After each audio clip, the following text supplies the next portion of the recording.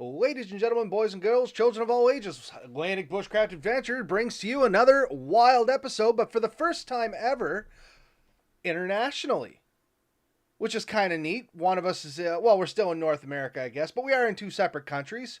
We are above and below the border there, so, that's kind of exciting news for us. First time in Atlantic Bushcraft history we've been able to do an international show. Yeah, sorry. Nope, One of it's my all good. many phones went off just as we started. Yeah, so our first international show is, and we're not even in the same country. Um, yeah, and our subject, of course, is watercraft and bushcraft. Yeah, sorry, I kind of got off topic there. I was so excited about the internationalness. Totally forgot to mention that tonight is episode 261. We're going to be talking a little bit about backwoods boating. So for me, and honestly, folks, this is Ben's specialty area when it comes to the two of us. He is way more knowledgeable in this stuff, so I'm just going to be trying to not get left behind. But originally, I was thinking we'd talk a little bit comparing some boats for the backwoods, and then you came up with a way better idea. So why don't you lead us into it, Ben? And I'm going to just try and help where I can. Yeah, so me and you've both done a little bit. Me, admittedly, probably quite a bit of canoeing, kayaking. Holy cow, my camera went super bright. I was going to say, you're saturated there, buddy. That happened all on its own. You're just such a shining star. Well, yeah, camera's doing something weird. Anyways, yeah, I've spent a fair bit of time. Like, we've taken motorized vehicles and stuff, but to me, sometimes the absolute best way, the most enjoyable way to explore the backwoods is often over water. It allows you to get up and down rivers. You can travel lakes. You can go where roads don't go, and sometimes you see the most amazing things. What I have been asked, and what people have often debated with me is, what is the world's best boat to take you in the woods? That almost seems like a loaded question, Ben. It's a very much a loaded question. It's an amazing question because I've spent way too much time thinking about it. And so early on in my career, it was a canoe. It had to be a canoe. And I managed to get myself a 16-foot Upper Canada plastic canoe. And I loved that thing. And I'll tell you a few reasons I loved it. And then maybe you can say it was a two-person canoe, but one person could paddle it. You could load it up in various ways. It was made of plastic, so the thing bounced off anything, and nothing seemed to ever hurt it. And it was great. It weighed a ton. Now, not an actual ton, but it weighed a lot. And by the time you get that up on your shoulders, it was an effort. And if you had to portage it any length of time, that became a bit much.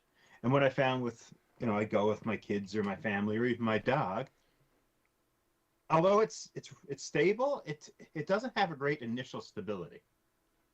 Yeah. If you don't, No, I go know ahead. exactly what you mean, and there was a learning curve on our canoe as well. I'm going to let you finish your thought, and then I'll chime in my thoughts. So if you got a passenger in there, and especially if they're nervous, and something moves one way, they tend to overcompensate the other way. And next thing you know, you're creating waves out, and it gets very exhausting. Um, so canoe for me is a really good solo thing. I generally sit backwards in the yeah.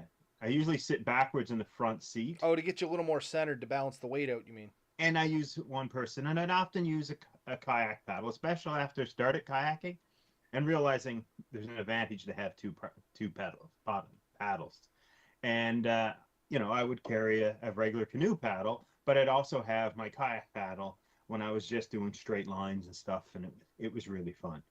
Um, then I got into kayaking, and so I know I'm bringing you on a bit of a journey here, but this is to explain that I have tried this, and you've seen at least some of my fleet, and I still own a significant fleet of kayaks, both sit in, sit on top, and different type of hybrid types, versions of it, small ones, big ones, and I absolutely love them. They're very maneuverable, they're very quick, they're not capable of carrying quite as much as a canoe, and they're pretty well only good for the number of people they're designed for.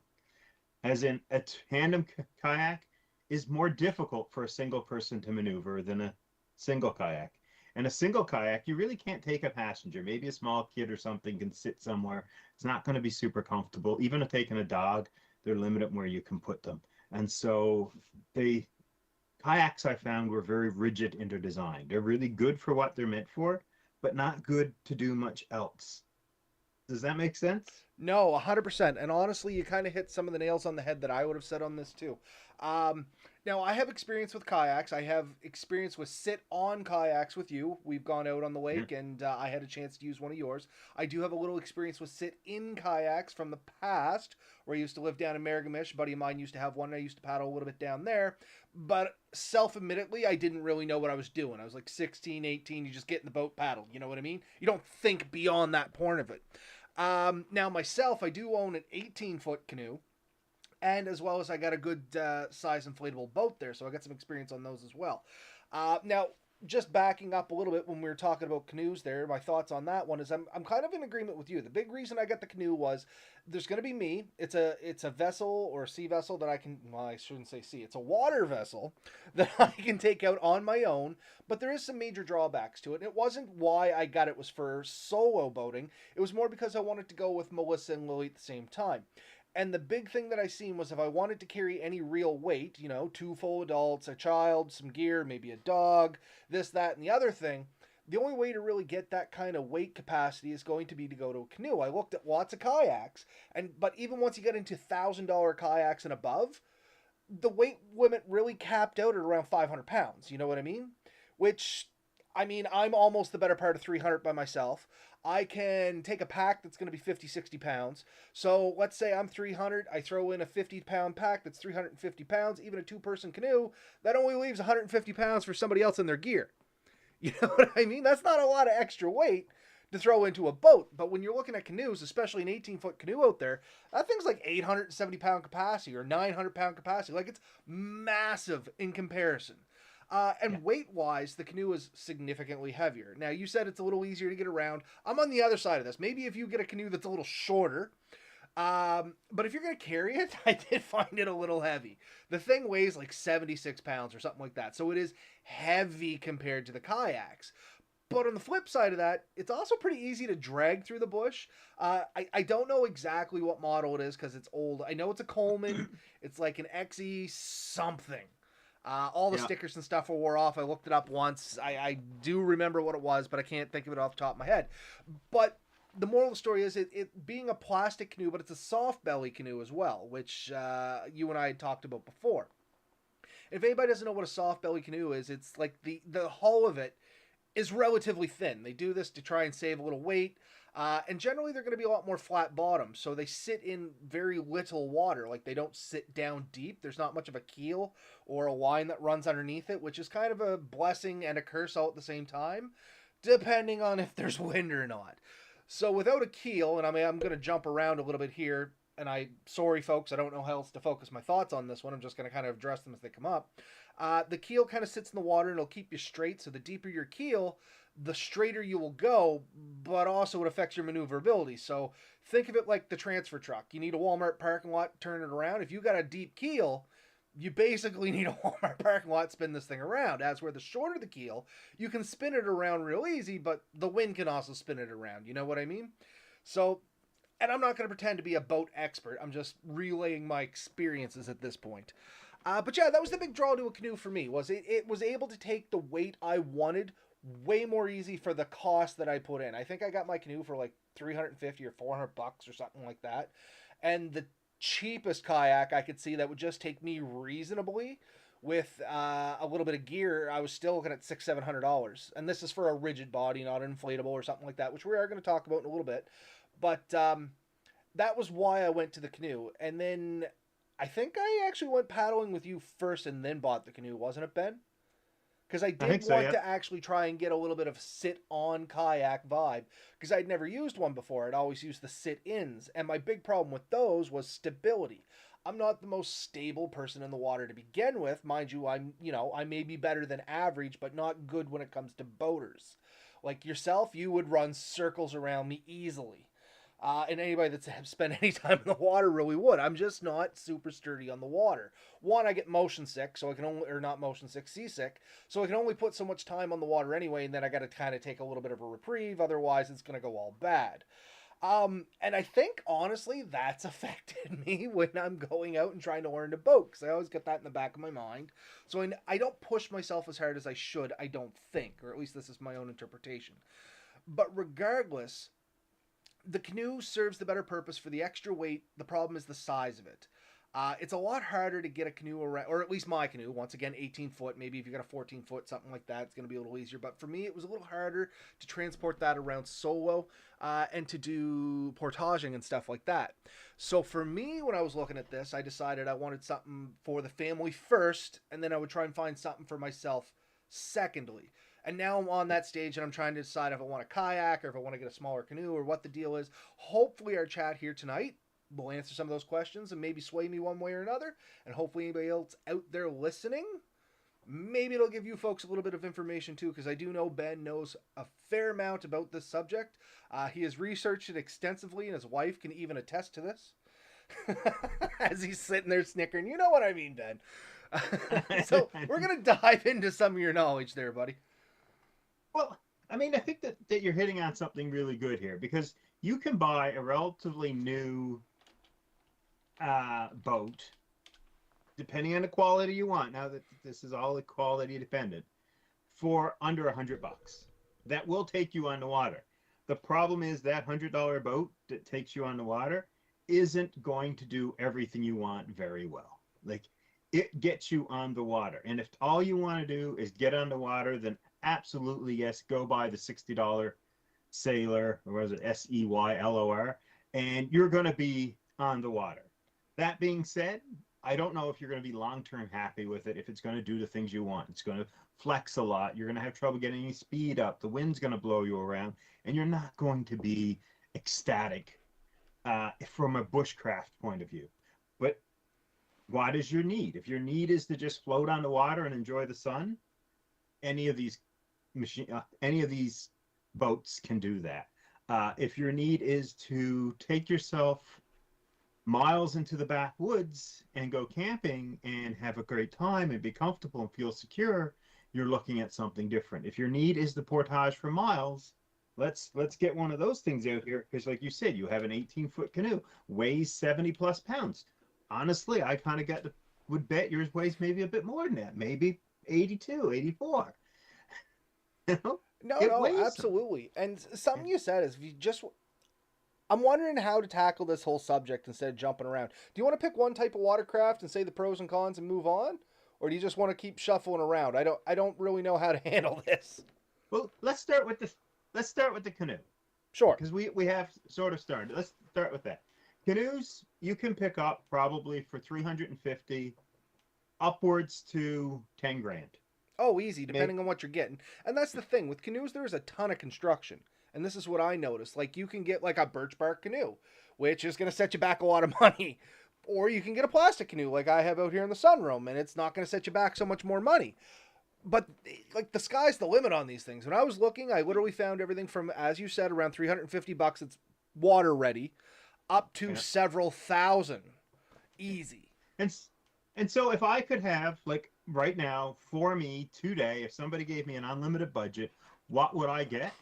I would probably go with a Kevlar, if not some kind of more modern carbon fiber design, probably a 13 and a half to 14 foot length, set up for a solo camper. That is my dream kayak. Thing should weigh less than 37 pounds, probably 32 pounds. I can throw it on my shoulders and go. That is an ideal canoe for me as a single person. If you got two people, now you're looking at probably 15 and a half to 16 and a half feet. It's going to weigh a little bit more. You can still use it as a solo or as a tandem.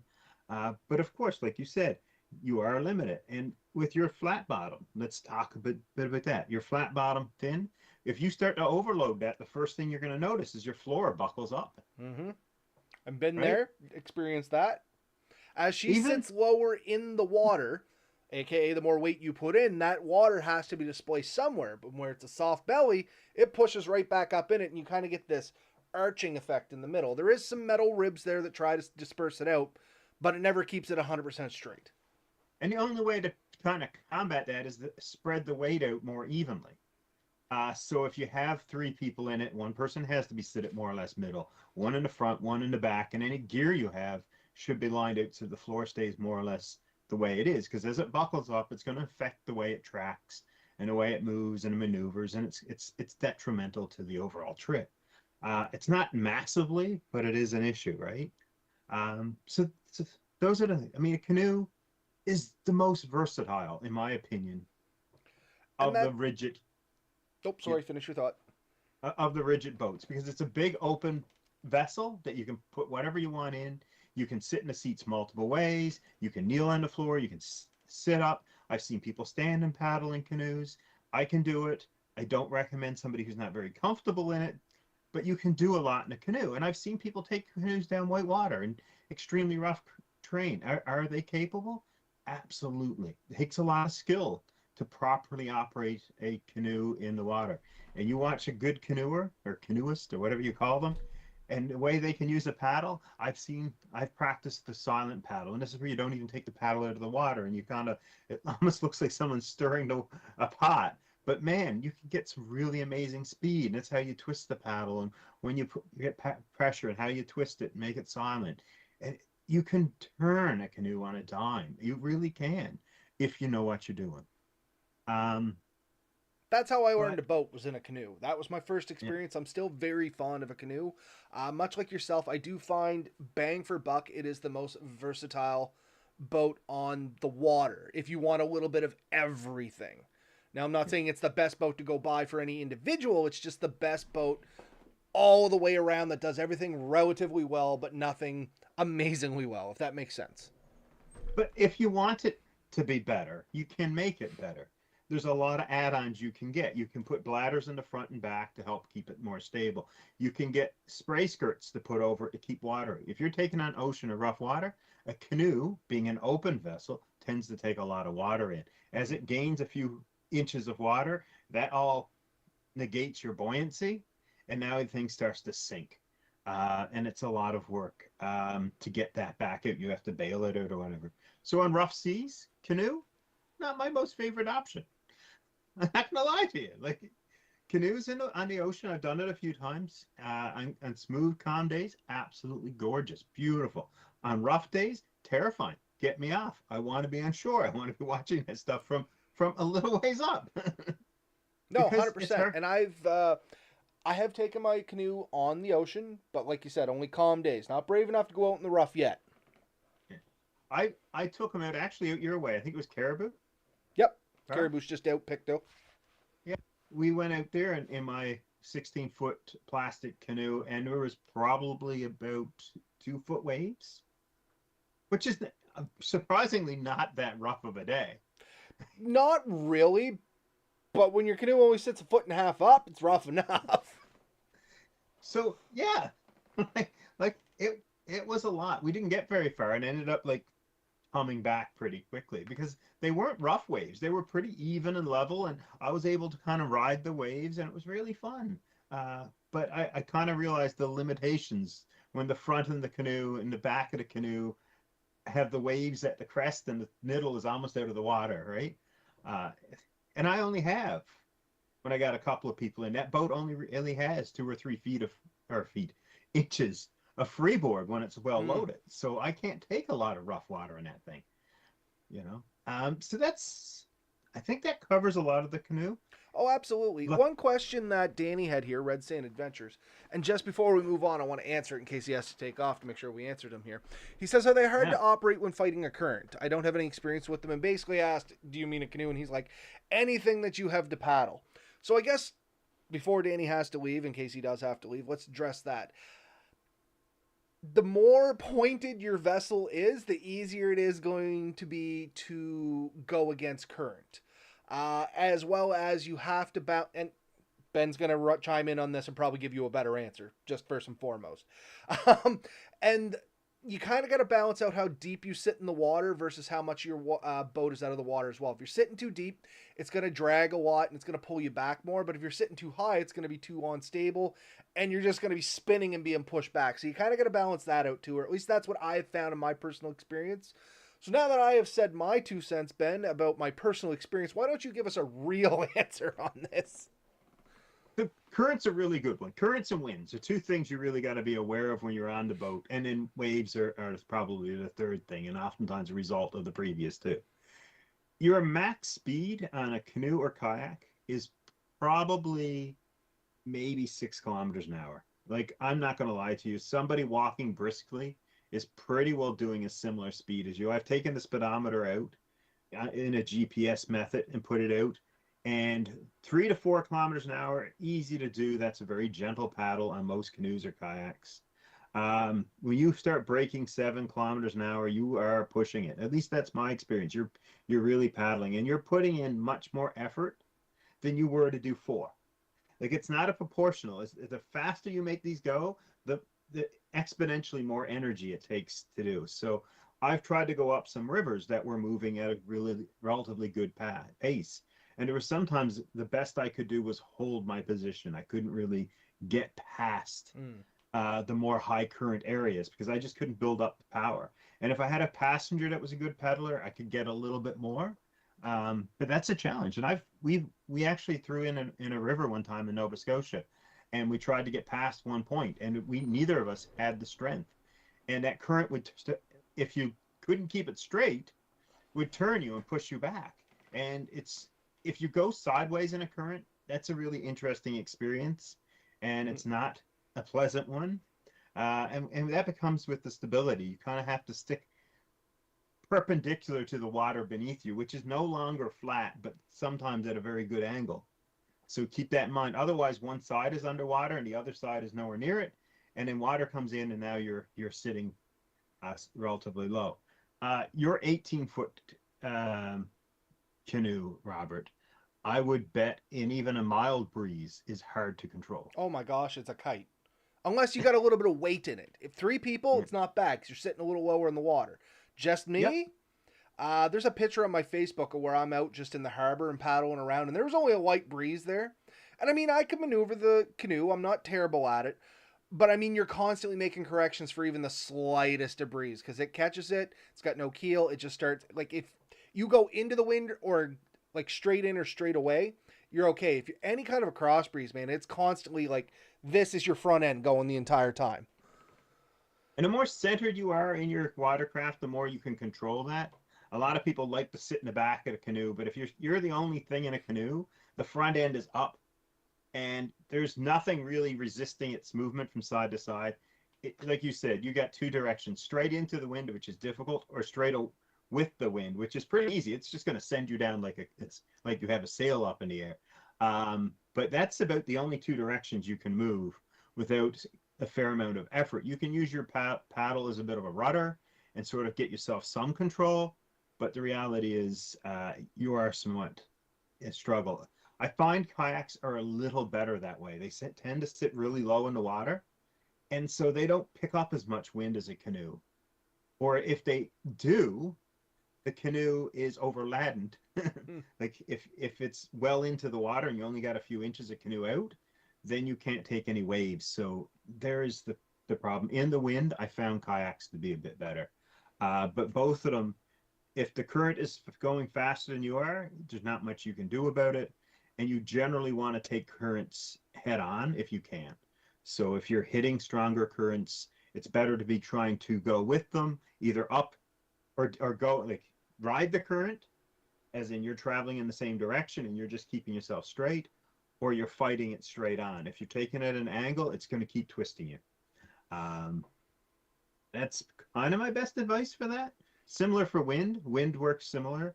And then waves, you don't want to take waves on by the side. They can flip you.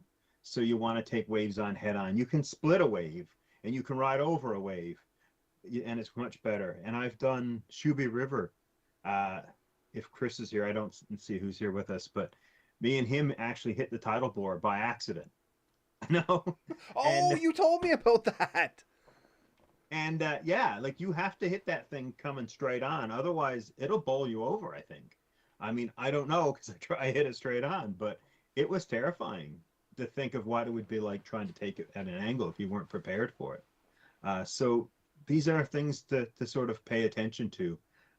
Riding the currents takes some skill and practice, but once you get used to it, it's actually quite fun and thrilling in either of these rigs. Um, we're not talking about rowboats, and there's a reason for that. I don't find them really great bushcrafting elements. I mean, you can go across water, but they're not portable enough. Um, but you see those being used like dories and stuff out on the Atlantic. And so I'm not saying they're bad boats, they just don't meet the criteria for here. So we're sticking to, for the most part, canoes and kayaks. We could talk about the fishing paya pontoon boats if you want. I have them here. I can't remember what the name of them is either. Pontoon boats. Pontoon boats, kind of dealios. Yeah. Here, give me a sec. What's the name of these things? Yeah, it just says pontoon boat, but Yeah. anyway. And these aren't long distance boats. We'll just quickly talk about them and go on to kayaks. These are ones that are basically two pontoons with a seat over them, and your feet are in the water, and you can use a paddle, but you can also use your feet with flippers to move around the water. I never thought of that. Feet with flippers would be good too. You'd have to paddle backwards is the only thing, though. You'd be going like back, almost like in a rowboat position. Which, looking at this one here, and if anybody is wondering, I'll throw a picture of it up here. This is what we're talking about, is kind of these pontoonish kind of dealios here. And it is set up kind of in a rowboat fashion. So I guess that wouldn't hurt either. If you had a set of flippers and you were rowing and kicking, you could probably cover a pretty good amount of area with minimal effort. Now, the problem with this I see is where your feet are dangling in the water. You're probably not going to be able to go to super shallow water unless you're willing to keep your feet up on the pontoons. And it's probably going to be more towards like open lake setting. You know what I mean? I don't see this being great in rivers. No, it's like I said, it's good for fishing, and it's probably good for short distances. I wouldn't cover large distance with it, but it is portable, so it's something you could drag back in and explore a lake or a pond that you hadn't seen before. But you wouldn't go for miles, I think, at a time on these things. They're not really long distance speed, but more enables you to get out into specific areas and spend time there for fishing. So next, I think we can take kayaks in, and I think there's probably 3 types of kayaks I really want to talk about. Funny enough, the Drifting Spore just chimed in. I've seen some interesting inflatable rafts used for bushcrafting. The Justin Barber, which is who we were talking about just before we came on, trying to remember his name. Guy used one in a video or two, and I think we're going to chat about that a little bit too. Or at least the style of vessel he used. I don't know if I've seen him in inflatable, but I'm sure he did. I did see him also in a pack canoe, which I would like to talk about, and I want to talk about. But kayaks, the 3 types I want to talk about, you get into the recreational style. That's where a lot of us are. Good for rivers, small rivers, lakes, and things like that. Anything we're talking about should be big enough to take a bit of gear, so we're not going to talk about whitewater rigs. But you got your sit on top and sit-ins. And then the 3rd type I would like to talk about, and I think Sean Hill would be the best guy to go see if you want to learn about those, because he has a great channel, and he's been doing a lot with those, is your ocean kayaks. And these are the ones that are like 17, 18 feet long, very thin and narrow. They have a controllable rudder, and you can go long distances over the ocean with these things in really rough water. But they're a lot more specialized and very difficult to store, in my opinion. But they have wells that you can keep your gear in, so very little gear stays out in the open, and it allows you to have a very slick and sleek and aerodynamic or hydrodynamic Design. I think is the one we're looking for here, and that's what I was talking about. The more pointed and narrower your vessel is, the easier it's going to cut through the water. Just think it's, aerodynamic, something that's pointy, it's going to displace air. Same thing with water, except water has more drag. It's naturally denser than air. And the beauty of those, traditionally use those with a spray skirt, and that's a skirt that completely covers your openings, and in using like a neoprene type material, it wraps around your body, and if water splashes over you, it just sort of washes off and you stay buoyant. Unlike the other ones, your sit-on-top kayaks generally have scupper holes, and if water ends up in them, they just goes right back down through the floor, and that's like a solid tube that you sit on top of. And in the sit-in type kayaks, you sit inside, and you can use a spray skirt with those similarly. But if water does get inside, you have to get it out. There's pumps you can use for that. I've owned a couple. They're great. They do their job. But it's a way of bailing them out. And one we of the big, oh, sorry. we should mention you should always have the proper safety gear with you anytime you're using any of these rigs, and please understand the needs for those. Absolutely.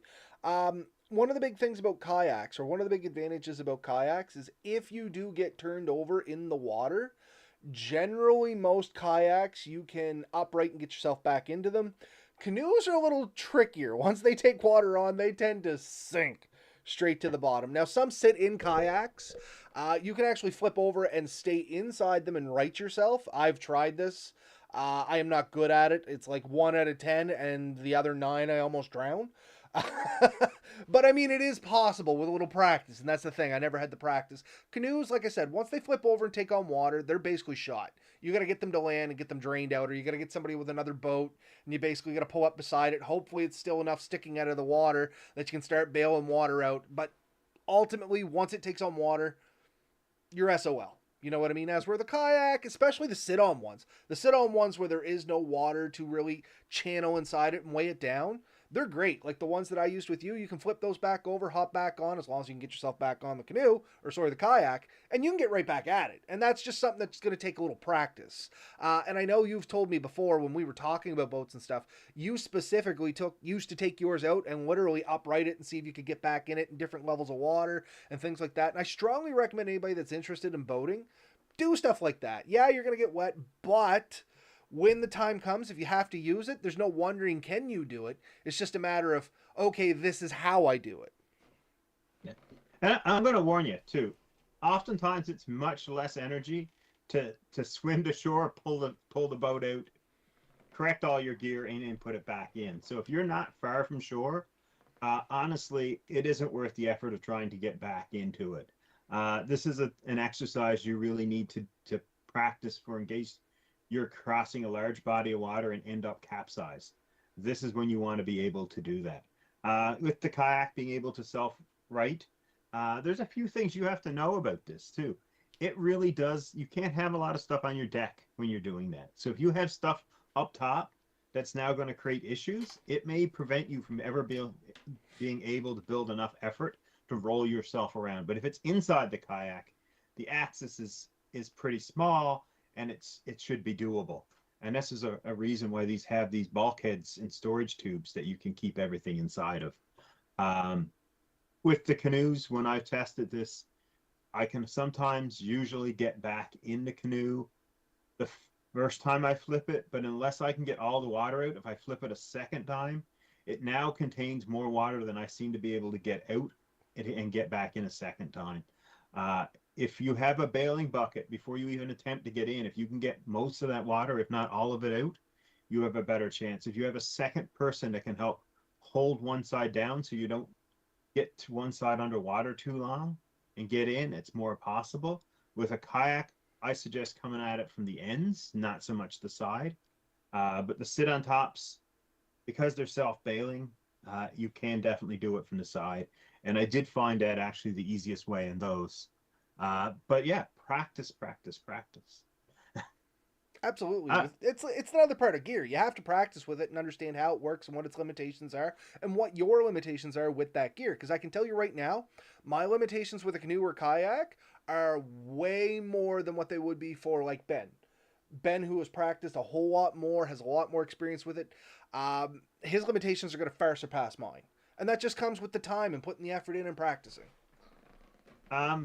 Weight limits on canoes are very important. On kayaks are, in my opinion, essential. And some people will come to you and say, oh, there's a safety factor in there. There's 15%, 20% safety factor. Yeah, you need that safety factor, and I'm going to tell you why. I have been in a kayak as it approaches its safe weight limit, and they become more and more unstable. And at a point, they will literally, and I have had this happen, they will throw you off like a bucking bull. Like they will not stay underneath you. They are coming up and you are going under. And so this happened in Kedge Lake. Uh, my sit on top kayak actually started taking on water. And as it took on a certain amount of water, it became harder and harder for me to stay upright. And in the rough water, eventually it did flip me over. And I'd even mentioned to my wife that I was feeling uncomfortable and I felt like it was going to flip me. And sure enough, it did in probably the most dangerous spot of the lake. Uh, Good times. and I ended up having to swim. There was no getting back on it. It was full of water. I couldn't bail it out. I had to pull it up on the shore, take the drain out the back, and the water shot out like a artesian well. Like it was coming out good. Once it was empty, I got back on it. I was easily able to paddle it back across. As they get heavier, they're harder to paddle. They become less stable. So if you buy, and we've talked about this in past episodes, so I don't have to go in great detail. But if you buy a 10-foot kayak and it says it's rated for 280 pounds, and you're saying, oh, I'm only 250 or I'm only 220, and I'm carrying 50 pounds of gear and a dog, you are overweight. Yes, absolutely. And that was the problem I ran into was I couldn't find kayaks that would handle me and a reasonable amount of gear. And don't kid yourselves, folks. A reasonable amount of gear is a reasonable amount of gear. If the weight limit on your kayak or canoe is 300 pounds and you're 290, 10 pounds of gear is not realistic. Because keep in mind, you have clothes on. The bag weighs a little bit. Your oar weighs a little bit. It all adds up and takes out of that. So instead of the 10 pounds of gear, you're down to like 6 pounds of gear at best. Yeah. I mean, you should have the little safety kit, which includes things like a rope, a bailing device, a whistle. I think there's supposed to be a float on the rope, maybe a signaling device of some type. There's a handful of things. Look it up. It'll tell you for the size of vessel what you're supposed to have. Your life jacket, which I certainly hope you have on you, it weighs something. If you're underwater, the sun is your enemy. So you should have a hat. You should have sunscreen, things like that. You get light coming down on top of you and reflecting up off the water, so you get tanned much quicker. So it all adds up. And I recommend like a long sleeve shirt when you're doing a lot of canoeing or kayaking, simply to protect your skin. So those are definitely things to keep in mind. But yeah, kayaks, the pros, once you get pretty used to them, very maneuverable. You can go into neat little spots. You probably have a higher speed on most kayaks than the average canoe. I did find I could get a little bit more oomph out of the kayak than I could the canoe. Just one person, mind you. So you can fight the current a little bit better. The wind doesn't seem to affect it quite as much, and it's a little bit more resistant to waves. So for those reasons, I honestly think a kayak is a better beginner boat. And like I said, that's kind of what I'm looking for now, is to see if I can perhaps get some sort of kayak for a single person. Because I think that would be a lot better for me to learn on by myself, for one. Easier for me to maneuver, and I think I could take a lot of the skills I'm going to learn from the kayak and bring over to the canoe. Is it safe to say that? Yeah. And I think, like, not to pick a single brand, but I really liked for our sizes, the Sun Dolphin 12-foot, I think it was Aruba. Could be. Just give me one sec there, Ben. Yeah, for sure. But the beauty of that particular one, and I think that's the one you tested with me, that one has a weight rating of, I think, 450, if not more. It has a little storage compartment in the back where you can put some gear. It has a spot up front that you can lash stuff down in. It has the scuppering holes. It has some fishing attachments. And it's also the one I sunk at Kedge. So it needed some modifications, and I managed to do this. I managed to find every place that it could ingress water and seal those places up, because you need to deal with that. And that made all the difference in the world on that particular boat. Straight out of the factory, though, it's got some issues. But overall, I've used those canoes a ton. I've camped with them. and found them very good. I've used canoes and camped with them, found them very good. Kayaks tend to be lighter. Yes, and that was another big thing I noticed when I started trying your kayaks was the weight difference was astronomical. You can get a Pelican sit-in kayak for around 30, 32 pounds, maybe even high 20s or mid to high 20s.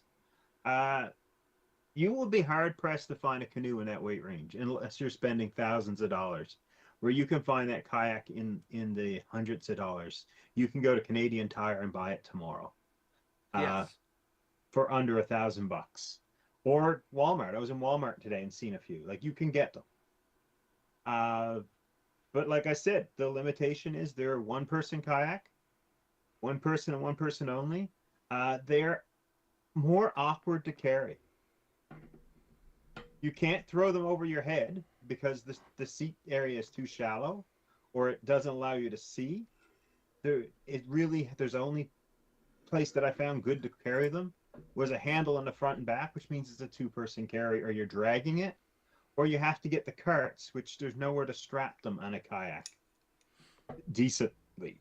Now, shout out here, Ben has made a video on how to make a little cart for taking these things around. So if anybody is interested, definitely check that out. You'll find that on our channel too. I mean, shameless plug, absolutely, but it is good information. It's a plug. We don't charge 5 cents for it. So honestly, that's free information that we're willing to share with you. As is all our information. So we've talked about the two styles and their advantages and their sort of their disadvantages. They are great means of getting in the woods. I wanted to talk a little bit about the alternatives, and there's a couple of really neat alternatives out there. And why would you consider the alternatives, and what are they? And the first is they're more packable versions that you can fit inside of your car. You don't have to strap them on top, that you could keep in a closet or in a storage area. Because if you have a canoe or a kayak, you're talking anywhere between 10 and 18 feet. Not everyone has a spot that they can store an 18-foot boat and all its paraphernalia. So Exactly. And this is the problem I ran into and why mine is sitting in my sunroom where it shouldn't be. right now I'm living in a condo and I don't have a space for that. So I've been looking at alternatives. And one of the ones that I've sent you is the Oru, O-R-U. Yep. And I this have is like, them up here somewhere. Where are they? O-R-U. Yep. And those are the now, packable ones that we were talking about that I think you said the Justin Bourbon actually used one of these. This is where this came from? no, he used the pack canoe. Oh, sorry, my bad. But anyway, But this is still a great one too. I'm gonna throw a picture of it up because they have one that's packing up and unpacking on their website here, and hopefully people can see this. I think there's a company called My Give me Canoe. 1 sec, folks. Yeah. Keep chatting there, Ben. I'm going to see if I can center this a little better somehow. Okay. There's also a company, I think it's called My Canoe, that makes a canoe of a similar material. And this is made of like the signboard that like political signs are made out of. And they've been tested to fold, I think, over 10,000 times or something. And they're not supposed to leak, but they fold up to something that's probably not much more than a meter and a bit long, probably similar in height, and only 7 or 8 inches thick. So you can fit 2 or 3 of these in back of a car, even a subcompact, or into the back of a truck or anywhere, and even into your closet when it's not in use, depending on the ones you want to go with. I mean, they have small ones and big ones, and they have them that are specialized. But yeah, very packable, contains most of the advantages of the other ones without a lot of the disadvantages.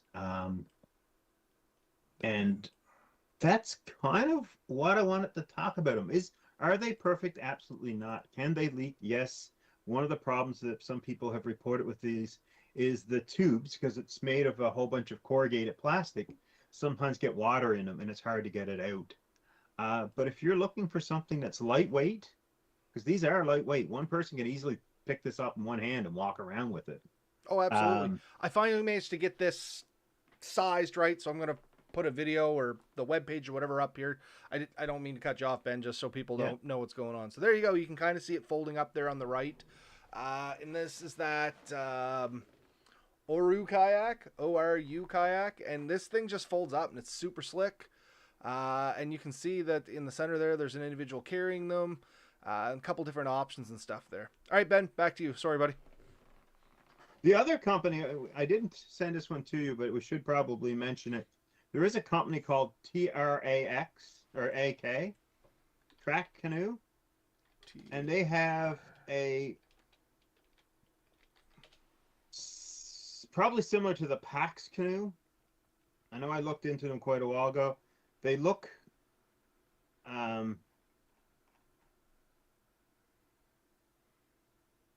they look more like a standard kayak, but they're made of a completely like tent pole frame and you and a material wrapped around them. The pack canoe is the same idea. It's a tent pole type frame and you wrap the material around them. And yeah, same idea. You can fold these things up, put them into the back of a car. The problem with these, and honestly, the biggest problem with these is they are somewhat vulnerable to impact. If the material does get ripped, you're in a big danger, but honestly, that's true with all watercraft. If the outside material rips, it's going to take on water. They are pretty tough. Is the price. I was going to say, the thing that scares me, and I'm putting a picture of them up here now, is the price. This one Canadian is $5,000. Yeah. So even the Oru kayaks, you're looking at about 2,500 for their coast one, I think it's called, and that allows you to go on like in the ocean. And with the kayaks, they are more specialty. The ones that are meant for ocean are meant for ocean and wouldn't work well on rivers, and the ones that are meant for rivers are not very good in the ocean. So they're not all around things. So you kind of have to choose the environment you plan on using it on and then stick to that environment. But yeah, definitely a really good option if that's what you're looking for. And honestly, these styles will give you the closest to a rigid design, feel, and performance. The Trax canoes actually claim to be equivalent to a rigid frame kayak. Well, they do look like a rigid frame when they're constructed from the pictures anyway. But anybody that was watching when I put the photo up there, you could see that it was clearly, like Ben said, a bunch of poles. Yeah. So definitely a design I think that needs to be considered. Do consider the cost. I looked for a long time to see if I could get an Oru kayak or a Trax kayak at a price I was willing to pay, and unfortunately, it just wasn't materializing. And there's sort of a newer option that's really coming to light, and this is one of the big parts to this whole show. And I think we're coming up to what's potentially the last few minutes. Yeah, we got about 10 minutes left. Is inflatables, and so I wanted to talk really about these, and we have a bunch of these out here, and a company I'm going to highlight simply because they have a good swath of all these styles, but they're by no means the only ones. There are a couple other companies, and we can, if people want to know a bit about these, we can talk about them.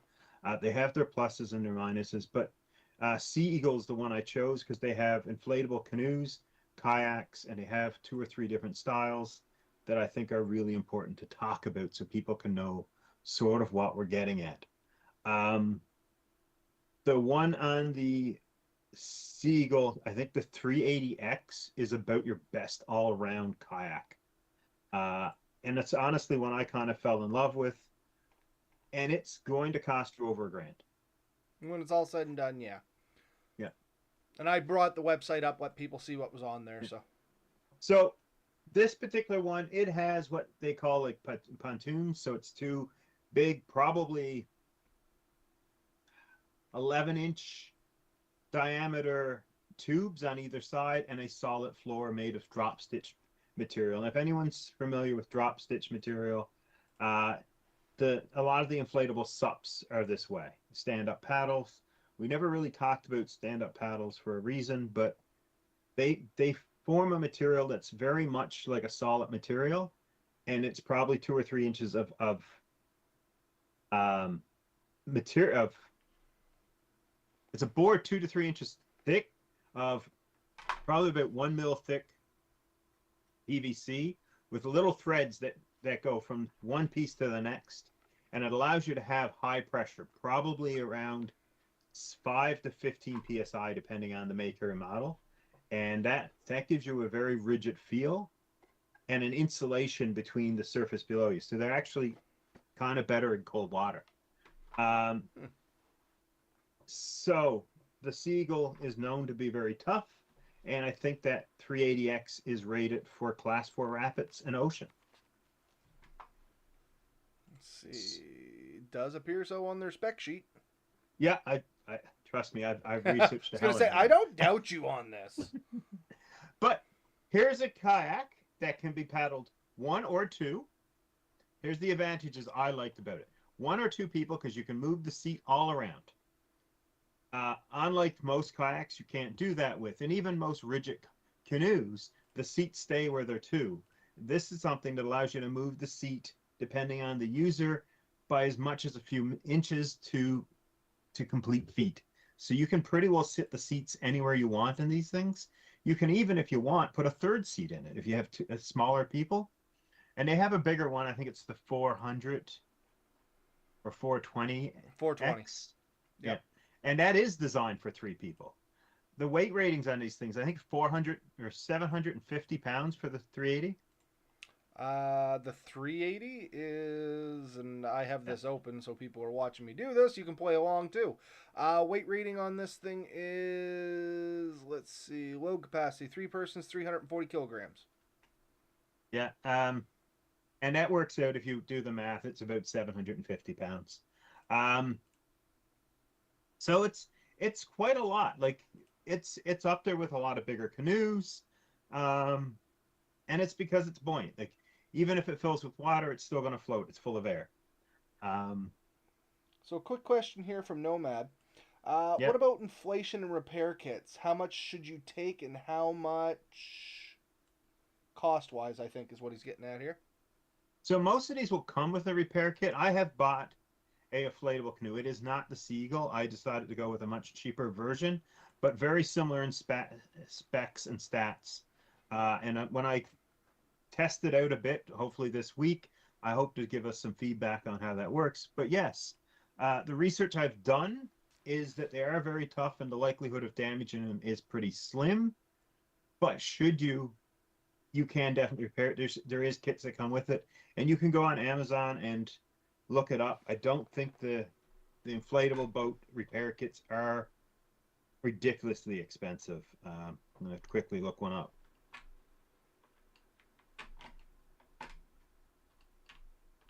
And no, I don't think they're ridiculously expensive either. I'm just looking at them on their own website here, and they're reasonably priced. I mean, I guess the question becomes, how prone are these things to actually being punctured?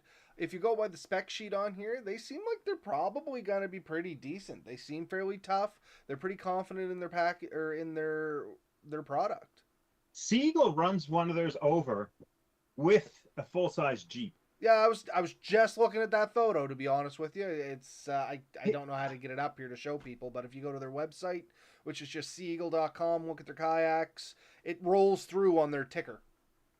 But in general, if you look at these things, they're made of a 1000 denier PVC material, so it's a fairly thick, strong material.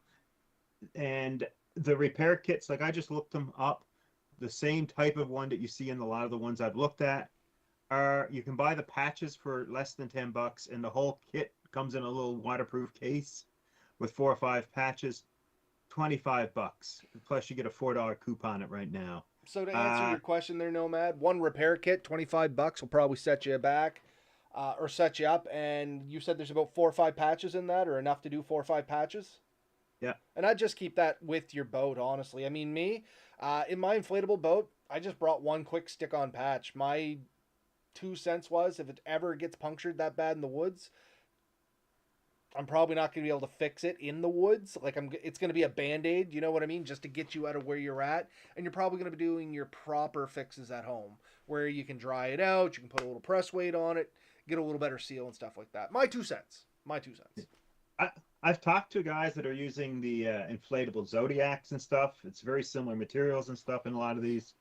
And they're very impressed at how good the patches are. And believe it or not, the glue is usually heat activated.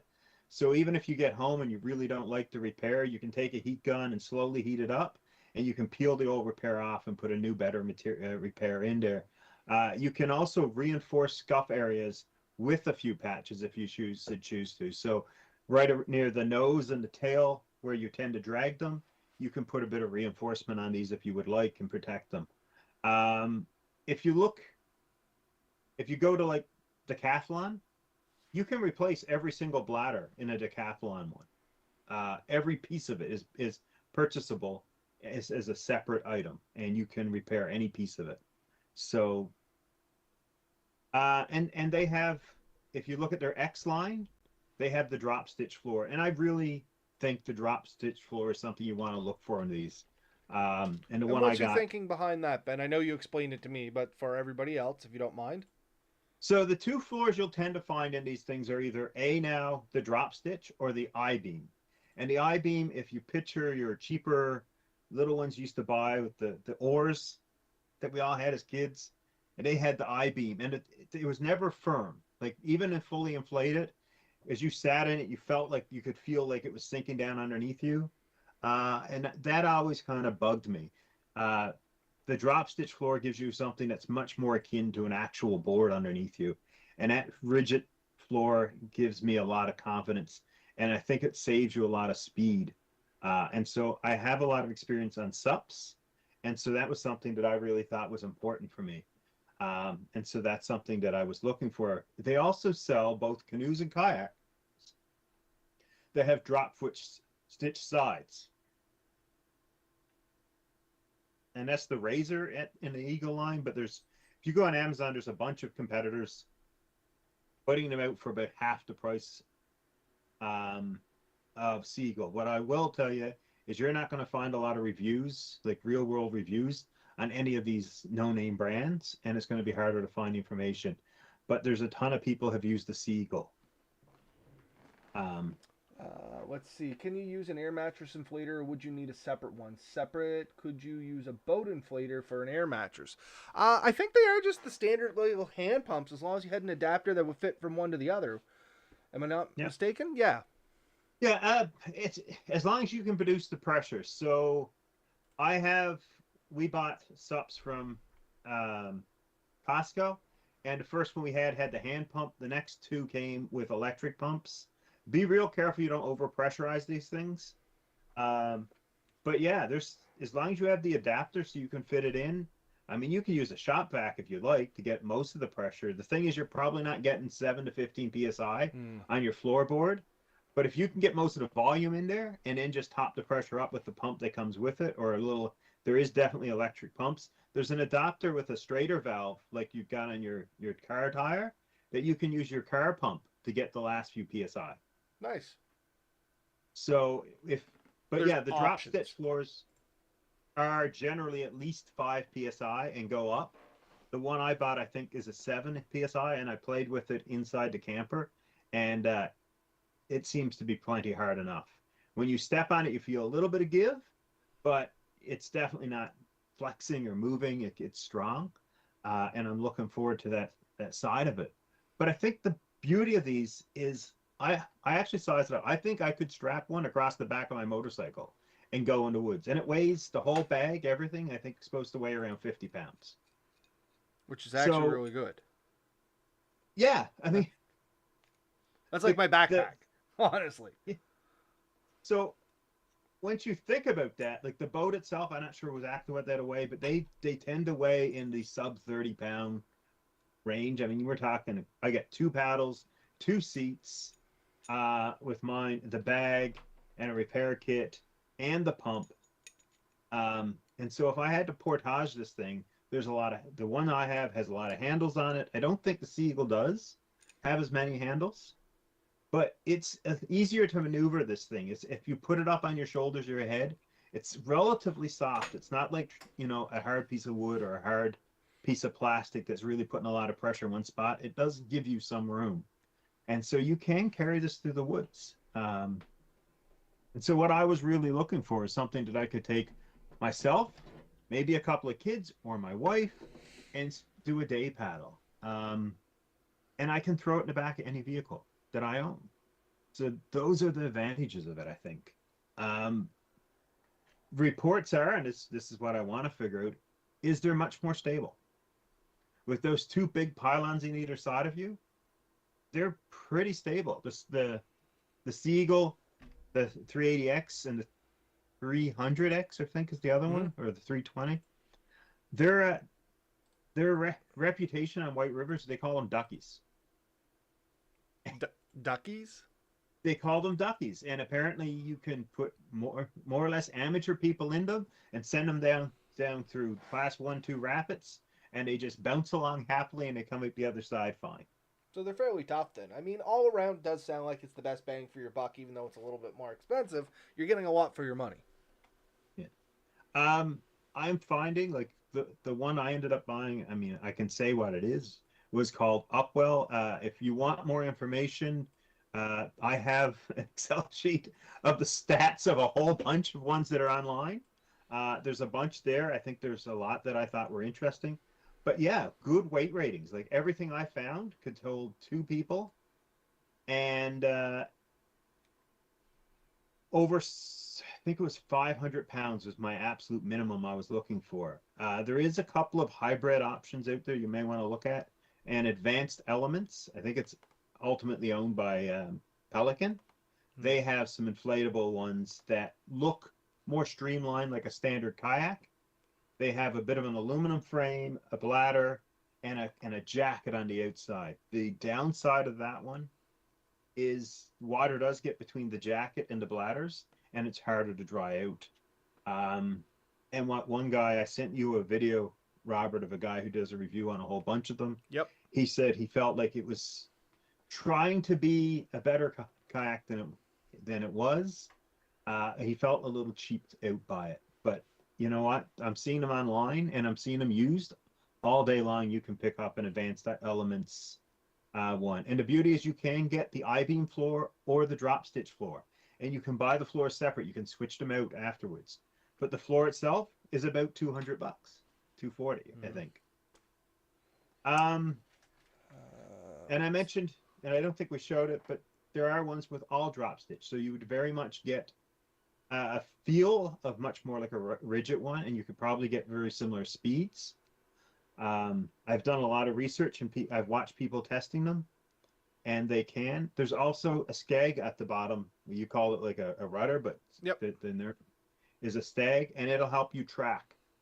Something that's missing from a lot of recreational kayaks and canoes. And tracking, like you said, is the ability to go in a straight line. So when you're paddling, you tend to wiggle. I'll be back in 1 sec. Lily's just calling me, and she's not well. She's sick, so just give me 1 second. We'll be right back. Finish your thought there, Ben. Sure. But yes, the skeg is a fin that goes into water and keeps it running a straighter line. The more it tracks, the more of your energy goes to keeping you going straight, and you're not losing it to rotational momentum, I guess. It's the best way to put it. And that makes a huge difference in your overall trip. That each effort you put into the water gets you more forward distance and makes for a better overall feel. What I suspect you'll find with these inflatables is that any crosswind will have a similar effect as it would on something like a canoe. And so it's really important that you're sitting centered to be able to control that. But yeah, I think that's a big part of what we wanted to talk about. And the only question I kind of have, and I'm going to quickly pull it up.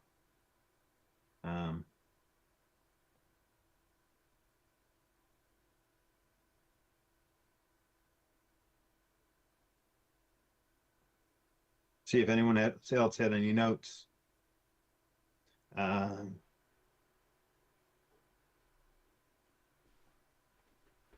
I'm back. Sorry about that. Yeah. All right. Yeah. I was just checking to see if anyone asked any other notes. So I think we've covered most of the types we wanted to talk about. We did mention Justin Berber earlier, and yeah, I know for sure he took a pack canoe, and that's the ones made with like tent poles. Mm-hmm. And he went way through Labrador. He did a long trip through Labrador to retrieve his favorite canoe using this pack canoe, and then he disassembled it and bundled it up and put it in his favorite canoe and paddled the whole thing back. So he was able to go quite a ways back with this very lightweight thing, and did quite well. The Drifting Spore. I recently learned that a skeg and a rudder aren't the same thing. I had no idea. And that's what Ben was just talking about there. Like, don't look at me for proper words, folks. So a rudder can be steered. This is my understanding of it. Someone might have a better one. But in, say, a sea kayak, for instance, it's a rudder. And oftentimes you can flip it up out of the way when you're in low water. And some of them will actually automatically flip up. And some you can pull a lever and push it up and down. And when you push with your feet, you can turn it one way or the other, and you can get better steering. And if you're trying to go in a current, and this is similar to what a boat does with its rudder, is you can actually trim, which means you can always have it turning into the current a little bit, and you can track better through current with that controllable rudder. So a rudder gives you control. A skeg is more like it's just there. It's straight. It's a hard piece. Yeah. I was going to think it's the horizontal stabilizer. Vertical stabilizer. Yeah. And so what it does is it tries to keep the thing going in a straight direction. Yeah. So very important though, and a controllable rudder is a big boon, and it's something that you usually only see on more expensive boats, honestly. And it's the kayaks. I don't think I've ever seen a canoe with one. I think you could jury rig one up, but I haven't seen one sold with it. But yeah, the sea kayaks almost always have it, and it's really cool. And if you ever use like a Hobie, where you could get like the pedal powered ones, so you could pedal and there's a drive system underneath, whether it's a set of fins that move or like a propeller blade. Some of those had a rudder that you could use to steer them, and some of them you could actually turn the fins and stuff too to help get a better steering. But yeah, man, we covered a lot of stuff here tonight. We jammed a lot into a 1 hour episode. But yeah, I think there's a lot there. But these are the two boats that we most recommend for bushcrafting. Honorable mention should go out to more the SUPs. There are people who've done trips on just a SUP. My concern with the SUP is it is just a flat board that floats on water. You tend to paddle it standing up. And in more rough water, you are going to get wet, and you'll have to be careful how you secure your gear to it. We own 3 of them. My wife thinks that they were very good for this type of thing. I have my concerns, and so I really wanted the kayak style again, and so that's what I've gotten. But yeah, you can do a lot of stuff with a SUP, and it's definitely worth a mention. Outside of that, really, I mean, you can get into some kind of rowboats and john boats, but they're not portable to drag. So I was going to say, the only other one I would honorable mention is going to be like the dinghy, the rubber dinghies, the inflatable dinghies, the Seahawks, whatever you want to call them. I see a lot of them around. I own one. It was one of the things we got into. Here's the reality with one, folks. They're very affordable. They're not easy to backpack, but they're a little smaller and hauling around like a full-size hard shell canoe or something like that. The other thing is they sit low in the water. They don't move very fast. They're great for a calm lake. If you just want to go out, do a little fishing, catch a little sun, just sit on the water. If you want to travel a long distance, my guy, it just ain't going to work for you. Unless you hook up some sort of motor or something to it. Because otherwise, to paddle these things, like when you're paddling them, you paddle forward, it sinks into the water. It creates more friction. It's just you're expending so much energy for what you're getting out of it. Yeah, it's great for paddling around a swim area or a small bay. It's great for a quick fish if you want to try that. You have to be careful because you don't want to puncture your boat with your hook. But yeah, you can definitely use them for that. But I highly recommend if you're thinking of a dinghy, um, keep it to very bare minimum distances, and it's great to get out and just enjoy. But if you're looking for distance, you're probably looking at a canoe or a kayak, honestly. And you can get them in for good for ocean or rivers or lakes. But realize that with all of them, there are specialties and there are ways you can modify those boats to work a little bit better. Um, and we talked about spray skirts and additional bladders and stuff like that. Yeah, Yeah, no, absolutely. And I think, like I said, we are kind of rolling up. We're over an hour and 10 minutes now, so I yeah, guess I'll stop there. I'll stop there. In the yeah. spirit of keeping things normal. Thanks everyone who stuck around this long. I hope you learned something. If you have questions, feel free to reach out to us. Anything we have, we would generally gladly share. But yeah, uh, what I'm going to leave you with, though, is sometimes the best way to explore nature is from the water, and a solid boat that you can trust and that you're comfortable with is an invaluable object for that. Make sure you have plenty of weight, capability in the boat for what you're planning on taking, and definitely take the safety gear and the repair kits. And realize that any boat can damage. I've seen Kevlar and fiberglass ones crack and damage. I've seen plastic ones develop holes. And yes, an inflatable one can also develop a hole, but generally there's multiple bladders. So it'll probably stay afloat, and it's rarely catastrophic. It's usually a leak, which means it'll hold air for a little bit until you can get it repaired. But don't delay repairing anything on a boat any longer than you absolutely have to. Yeah. And I can't say anything or add anything to that. I'm going to leave you with Ben's expertise on this. As always, get out there, have fun, play safe, let us know about it. And of course, we'll see you all next week. Night, everybody. Night all.